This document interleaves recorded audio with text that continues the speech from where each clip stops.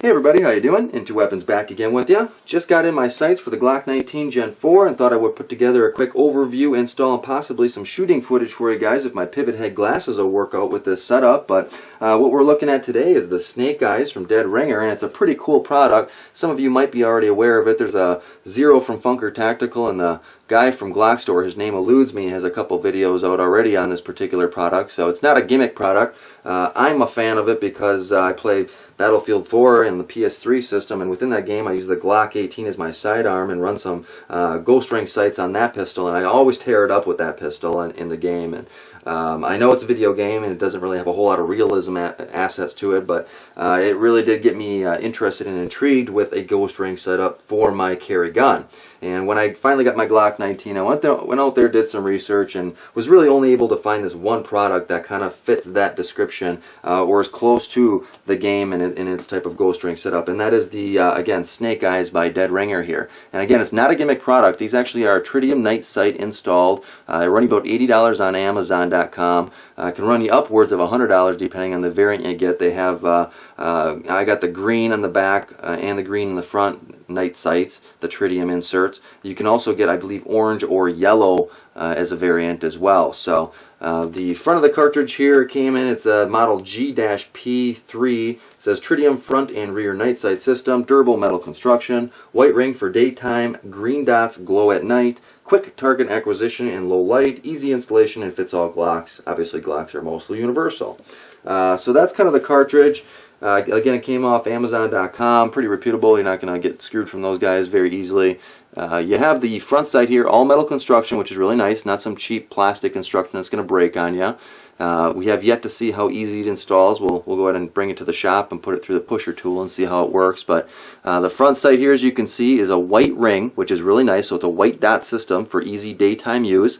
Within that white dot, you'll have the green Tritium vial, which will glow at night. So that's a real nice setup. You're able to use them in daytime and nighttime. They're not specific to one environment, which is really handy.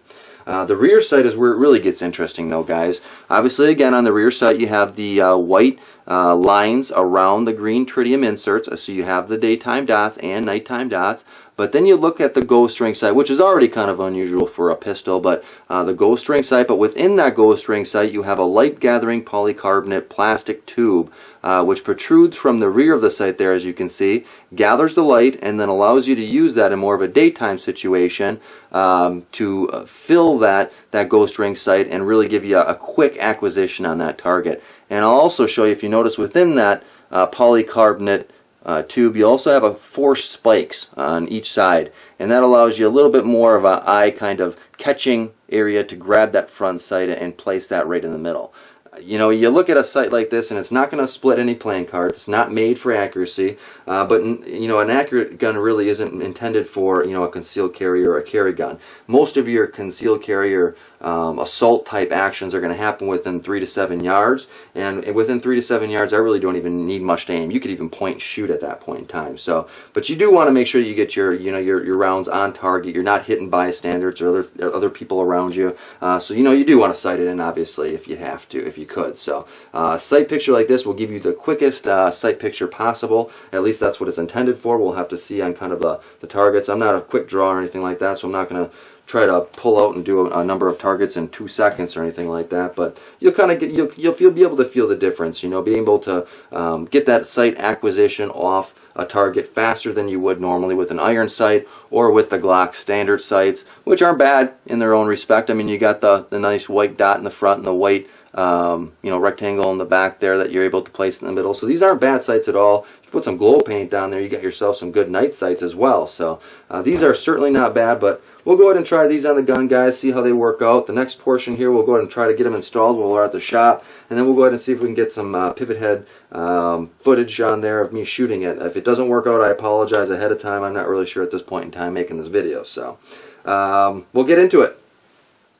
Alright guys, here we are at the gun shop. Going to have the Glock certified specialist Mike that I work with help us out with doing the install here while I do the video recording. As you can see, he's going to just disassemble and take that slide apart here so we can get down to the sights and get the slide into the Glock sight tool. And what he's doing now is, on the inside of the slide there is a screw which holds the front sight in. He'll show you that there, down in there, you can see. There you go.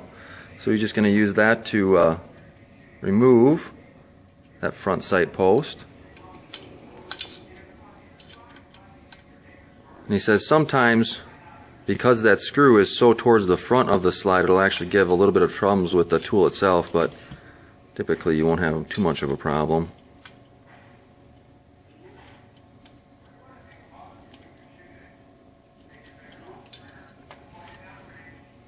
There we go, you saw that front sight come right off. One little screw.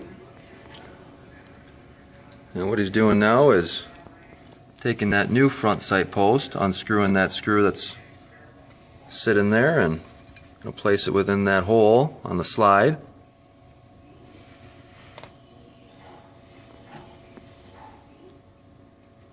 You can use a little bit of Loctite to make sure that's secured down, doesn't come loose with the heat or the recoil.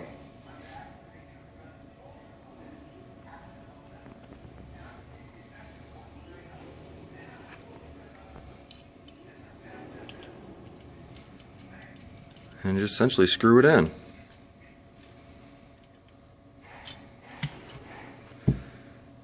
And that's the easy part. The more difficult part here is going to be this rear sight, which does need to be drifted off with a special Glock tool. As you can see, we're using one right here. You can purchase these. They run between $50 and $100 depending on where you get them from and the quality of them. As you can see, he's going to slide that slide right into that drift tool. He's going to line up those rear sights with that pushing tool there, tighten it in real nice and tight, and then with any luck it should drift out without too much force.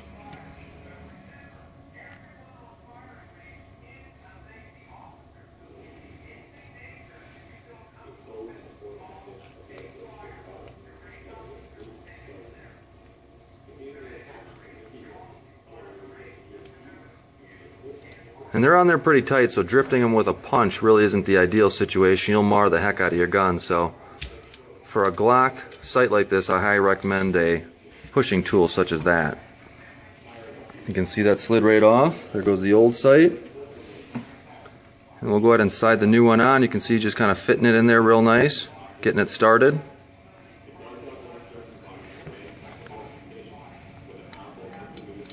And with any luck, this sight won't be too big to fit in this drifting tool.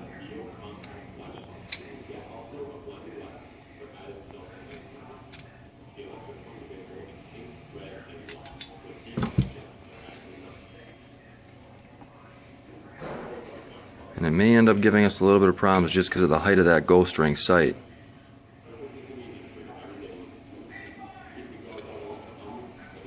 So we're going to fiddle it with it a little bit here, and we got a customer walking in the door. We'll get these fitted and we'll come back. Okay guys, so we were working on the rear sight. What we found is the Glock pushing tool that we have here is not wide enough to accommodate the ghost ring sight that we have. It just doesn't work. So we went ahead and tried the universal Mepro light sight tool here, and we were having troubles as well. It's popping up over the sight itself, so it's just not going to work. So what we're going to have to do is go back and use the old school way of doing it and punch it in. So I'm going to do that off camera here. We'll come back once we got her squared away. Alright guys, we're back. We got the installation done. It was a lot more difficult than we anticipated. We went back to the hammer. We ended up, pushing it in as far as we could. The hammer wasn't really getting it in, so we went back to the Mepro Light Universal Drift Sight tool. Was able to get that to kind of work. What we did notice is that this metal here on this sight system is a little bit soft. And as you can see there, that sight drifting tool marred it up pretty good just trying to push it in there.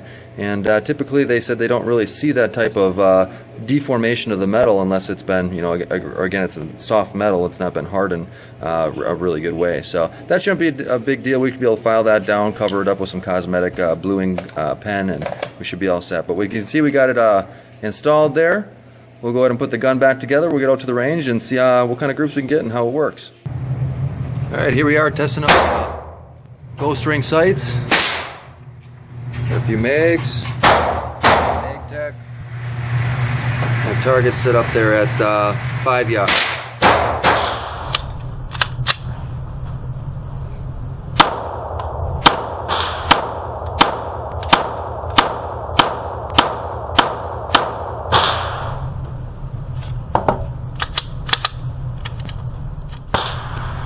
Okay, another 10 rounds, new sights.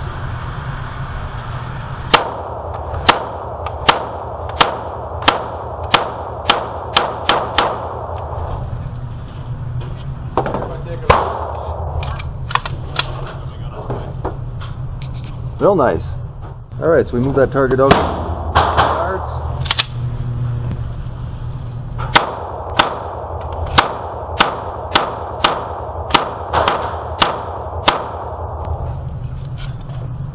Real nice.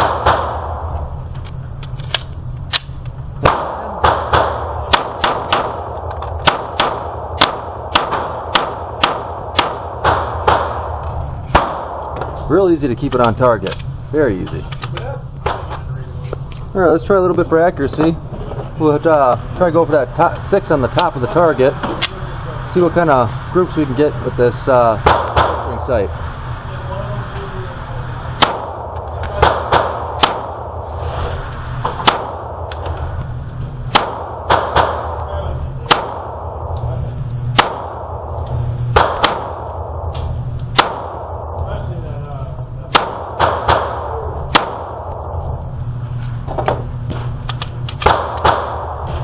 Bring it back and take a look. Yeah, we're riding low a little bit on them, but we got 1, 2, 3, 4, 5, 6, 7, 8, 9. Must be a 10 in there somewhere around there, but overall not too bad. We're a little bit low. 7 yards though, that's a pretty good grouping considering you got you know, an open rear sight there, ghost ring sight. So not too shabby.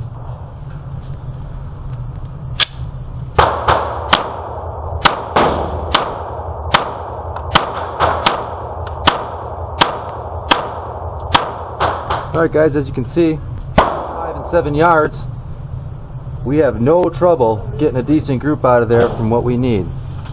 So that's what we do. Gives my thumbs up on it.